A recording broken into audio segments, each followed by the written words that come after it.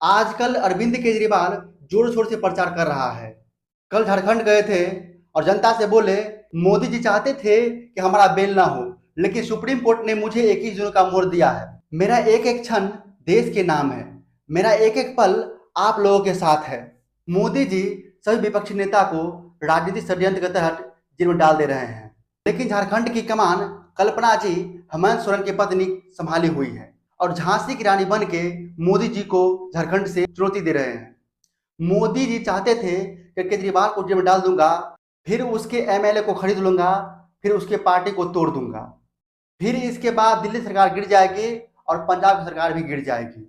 अरविंद केजरीवाल दिल्ली और झारखंड के लोगों से क्या बोले, सुनिए जरा।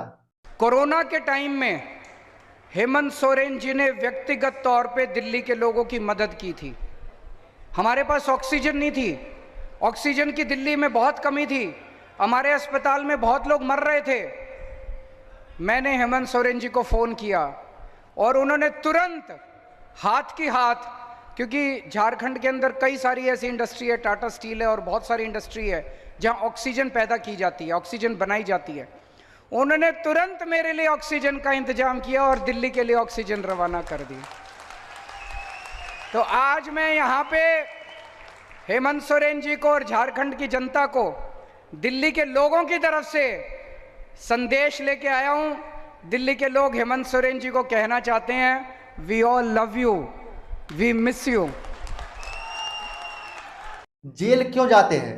जब कोई व्यक्ति मर्डर करता है, कोई व्यक्ति जब रेप करता है, या कोई व्यक्ति जब कानून का उल्लंघन करता है, तब जेल जाता है। लेकिन बीजेपी को हेमंत सोरेन के पास कोई भी सबूत अभी तक नहीं मिला है, फिर भी जेल में क्यों डाले हुए हैं? ये सरासर गुंडागर्दी है। मोदी जी आदिवासी समाज से नफरत करते हैं। हेमंत सोरेन सिर्फ झारखंड के नेता नहीं है, बल्कि पूरे देश के आदिवासी समाज के नेता है। आप लोगों के साथ मिलकर, झारखंड की जनता के साथ मिलकर शिबू सोरेन ने संघर्ष किया था, बहुत उन्होंने तपस्या की थी। इस दिन, ये दिन देखने के लिए की थी कि एक दिन झारखंड राज्य बनेगा और मेरे बेटे को जेल में डाल देंगे। दुख होता है। और आज शिबू सोरेन जी की, जो मैं पूछ रहा था अभी जब आ रहा रास्ते में, मैंने पूछा चंपई जी से उनकी कैसी तबीयत है। उनकी तबीयत इतनी ज्यादा खराब है, इतनी ज्यादा खराब है। ऐसे वक्त में तो आदमी को अपने बेटे की जरूरत पड़ती है। मोदी जी ने इतनी भी दया नहीं की कि इतने बीमार बाप की बच्चे को उसके साथ रहने दे ताकि वो उनकी सेवा कर सके। ऐसी हालत में भी उन्होंने उनके बेटे को जेल के अंदर डाल दिया। तो मैं आज आप सब लोगों से पूछने के लिए आया हूं, मोदी जी ने देश के पूरे आदिवासी समाज को ललकारा है। मोदी जी ने पूरे आदिवासी समाज को चुनौती दी है कि मैंने तुम्हारे नेता को, सबसे बड़े नेता को जेल में डाल दिया, जो करना है कर लो।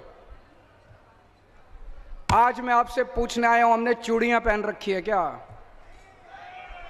चुप बैठोगे क्या? कुछ करोगे?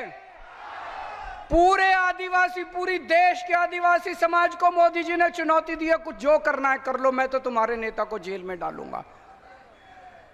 25 मई को और 1 जून को जब वोट डालने के लिए जाओ, इतना बटन दबाना, इतना बटन दबाना कि उसकी आवाज, ये जब बटन दबाते हो आवाज आती है ना, पी, वो आवाज मोदी जी के कानों में गूंजनी चाहिए, वो आवाज। फिर राम मंदिर पर क्या बोले, सुनिए जरा। राम मंदिर बना, राम मंदिर का उद्घाटन हुआ, पूरे देश ने जश्न मनाया, हमें भी बड़ी खुशी हुई। हमारे भगवान श्री रामचंद्र जी का मंदिर बना, हमारे इष्ट देवता का मंदिर बना।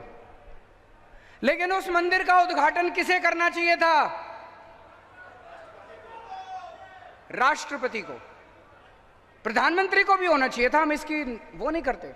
लेकिन उसका उद्घाटन राष्ट्रपति को करना चाहिए था कि नहीं करना चाहिए था?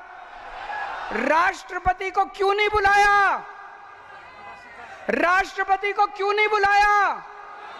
क्योंकि वो आदिवासी है, क्योंकि वो आदिवासी है, इसलिए नहीं बुलाया राष्ट्रपति को।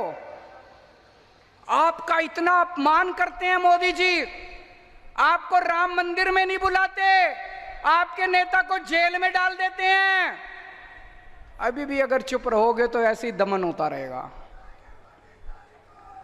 25 मई 25 मई 25 मई इस बार अगर एक भी सीट झारखंड से आई, अगर मोदी जी की एक भी सीट झारखंड से आई, तो ये दमन और बढ़ेगा आने वाले समय के अंदर। मोदी जी सिर्फ आपसे डरते हैं,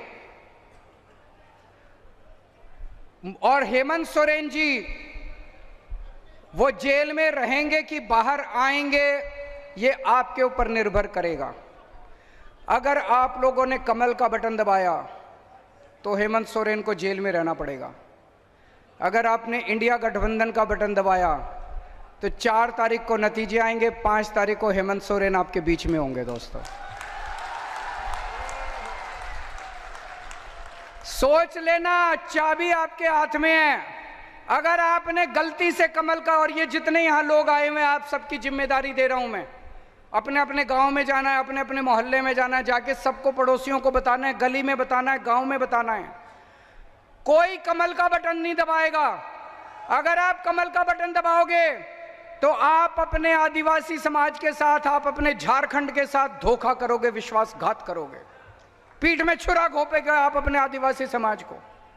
सबको बता देना कि अगर आपने कमल का बटन दबाया तो हमारा हेमंत सोरेन जेल में रहेगा, और अगर आपने इंडिया गठबंधन का बटन दबाया तो आपका हेमंत सोरेन 5 तारीख को आप लोगों के बीच में, आपका बेटा, आपका भाई आप लोगों के बीच में होगा। इन लोगों को इतना घमंड हो गया, इतना घमंड हो गया, अपने आप को भगवान समझने लग गए ये लोग। भगवान जगन्नाथ को कौन कौन मानता है? हाथ खड़े करो। भगवान जगन्नाथ को कौन कौन मानते हैं? कौन कौन उनकी पूजा करते हैं?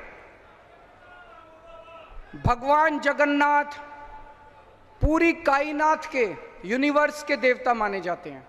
जगतनाथ, जगन्नाथ, जगतनाथ। कल भारतीय जनता पार्टी के जो सबसे बड़े प्रवक्ता हैं संबित पात्रा, उन्होंने कहा कि भगवान जगन्नाथ मोदी जी के भक्त हैं। मैं समझता हूं ये हंसने वाली बात नहीं है, ये बहुत पीड़ादायक बात है, बहुत दुख देने वाली बात है। ये लोग अपने आप को भगवान जगन्नाथ के भी ऊपर समझने लग गए कि मोदी जी, भगवान जगन्नाथ मोदी जी के भक्त हैं, मोदी जी भगवान जगन्नाथ के भी ऊपर हो गए। इस बार इनको बदला तो मिलना चाहिए, इस अहंकार का तो नीचे लाना चाहिए। होना चाहिए कि नहीं होना चाहिए? ये लोग क्या नारा लगाते हैं? जो राम को लाए हैं हम उनको लाएंगे। अरे तुम राम को लाए हो? इस दुनिया में कौन हमें लाया है? भगवान राम हमें लाए हैं। मैं अगर इस दुनिया में पैदा हुआ तो भगवान जगन्नाथ की वजह से पैदा हुआ, भगवान राम की वजह से पैदा हुआ। इस दुनिया के अंदर भगवान राम ने मुझे जन्म दिया, भगवान राम की वजह से मेरा आज इस पृथ्वी के ऊपर मेरा आना हुआ। और ये लोग कहते हैं मोदी जी भगवान को लाए हैं। ये क्या बकवास कर रहे हैं? इनके अहंकार को क्या हो गया? इस बार बटन दबा के इनके अहंकार को चूर करना है हम लोगों को। और एक बहुत खतरनाक बात हो रही है, इन्होंने कहा 400 सीट चाहिए, 400 सीट चाहिए, 400। इनसे पूछा क्यों चाहिए, क्यों 400 सीट चाहिए? 300 में भी काम चल जाएगा। बोले नहीं, मोदी जी को बड़े काम करने हैं। इनसे पूछा क्या बड़े काम करने हैं, कुछ बताओ तो सही। पता चला मोदी जी को रिजर्वेशन खत्म करना है, एससी का रिजर्वेशन खत्म करना है, आदिवासी समाज का रिजर्वेशन खत्म करना है, ओबीसी का रिजर्वेशन खत्म करना है। अगर अपना रिजर्वेशन बचाना चाहते हो, अब जितने भी दिन बचे हैं, आप तो वोट दोगे इंडिया गठबंधन को, मेहनत करनी पड़ेगी, रात दिन मेहनत करनी है, सोना नहीं है। घर घर जाके प्रचार करना पड़ेगा और मोदी जी को हटाना पड़ेगा, देश को बचाना पड़ेगा। आज मैं दिल्ली से आया हूं, मेरा स्वार्थ इतना कह लीजिए कि मैं अपने भाई हेमंत सोरेन के लिए आया हूं, लेकिन आज मैं झोली फैला के आप लोगों के सामने देश को बचाने की अपील करने के लिए आया हूं।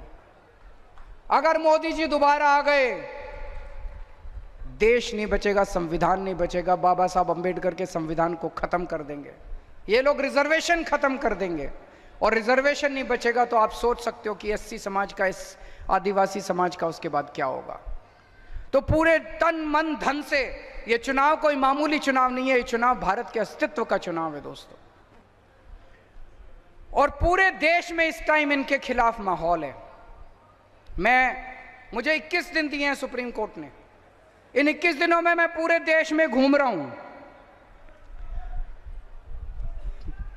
पूरे देश में घूम रहा हूं। मेरी पूरी कोशिश है, जितना कोशिश करके रात दिन इनकी जितनी सीटें कम कर सकूं करूं। तो मैं पंजाब गया, कुरुक्षेत्र गया, हरियाणा गया, भिवंडी गया, बंबई गया, लखनऊ गया, आज जमशेदपुर आया हूं। चारों तरफ जनता इनसे बहुत नाराज है। इतनी महंगाई हो गई, इतनी महंगाई हो गई, लोगों के घर के खर्चे नहीं चल रहे। पेट्रोल महंगा हो गया, डीजल महंगा हो गया, गैस महंगी हो गई, खाने का सामान महंगा हो गया, दूध महंगा, हर चीज महंगी हो गई। और कमाई है नहीं, कमाई बढ़ नहीं रही है। बच्चे डिग्री कर करके घर में बैठे हैं। पूरे देश में इस टाइम इनके खिलाफ माहौल है। 4 तारीख को मैं आज, आप लिख लीजिए, मोदी सरकार वापस नहीं आ रही है। पूरा देश इनको हराने के लिए लगा हुआ है। 4 तारीख को इंडिया गठबंधन की सरकार बनेगी, और मैं उम्मीद करता हूं कि 5 तारीख को मेरा भाई हेमंत सोरेन जेल से वापस आएगा। और मेरे को भी ये कह रहे हैं 2 तारीख को जेल जाना पड़ेगा, लेकिन अगर इंडिया गठबंधन की सरकार बनी तो मैं भी जेल से बाहर होऊंगा, आप लोगों के बीच में होऊंगा।